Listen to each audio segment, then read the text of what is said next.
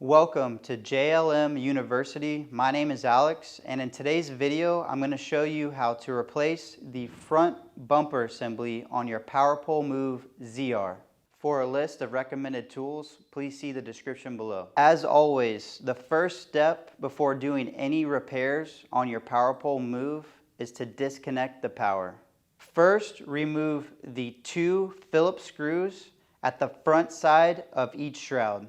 Now that we have the shrouds loosened, take the 3/16 Allen key and remove the 3 socket head screws holding the bumper in place. Now use your hands to spread the shrouds apart, pulling the bumper free. Now it is time to install our new bumper. Spread the shrouds and slide the bumper into place, aligning the 3 screw holes.